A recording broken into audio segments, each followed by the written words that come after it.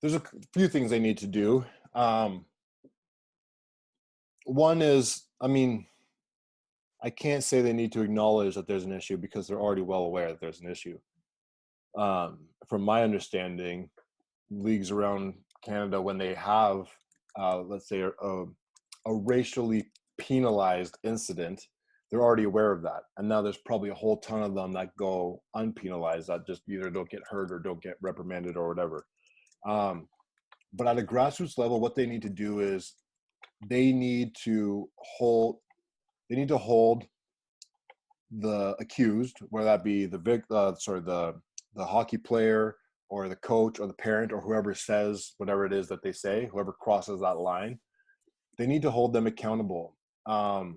I think good ways to do that is what do we do in professional standard? What do we do in like workplaces when there's this type of diversity sensitivity issue? There's the sensitivity training that goes into it.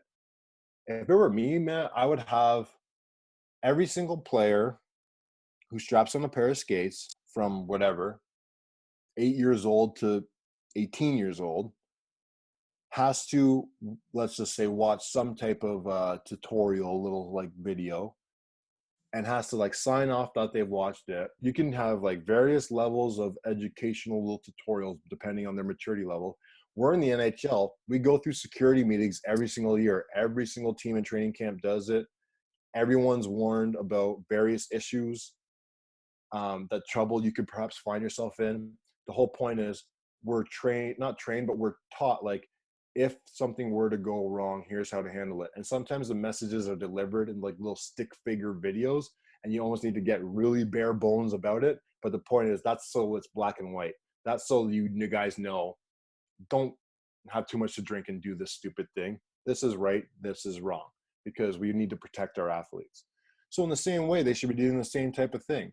Um, Players, for so much that's happening nowadays in pop culture and white kids listen to hip hop music, whatever it is, there might not be the education that some words are off the table for them.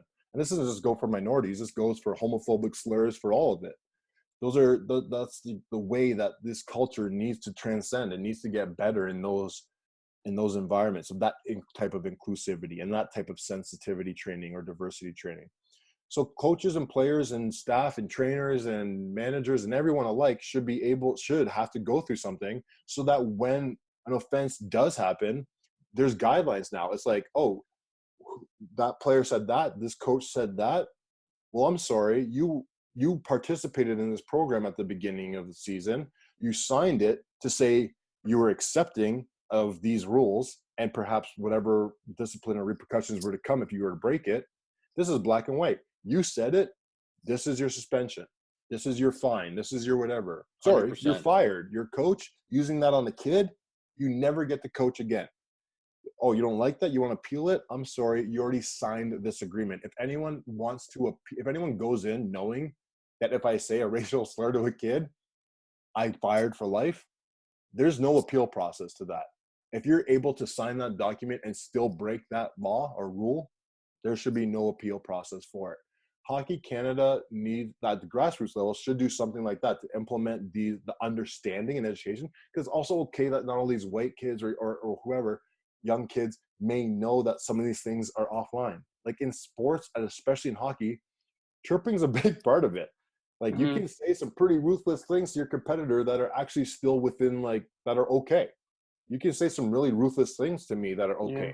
But as I mentioned before, it's when you say something about me that is a thing about me that I can't change.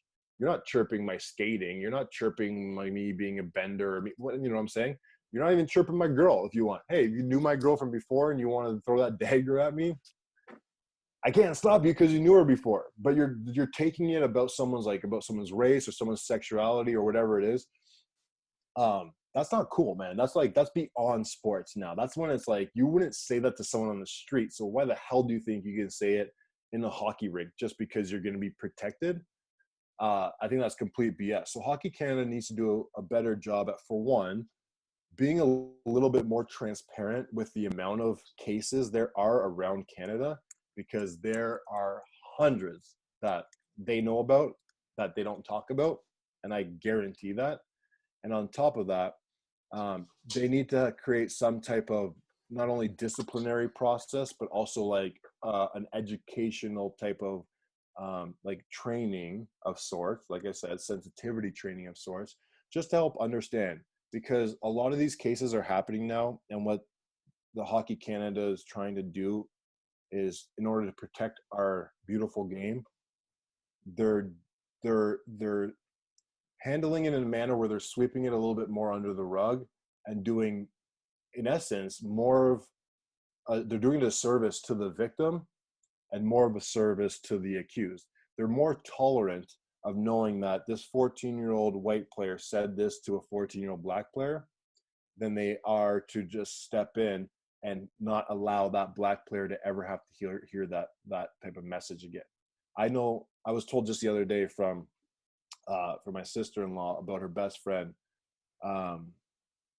and he quit playing hockey when he was 15, I believe, because he had his coach actually had outed him and basically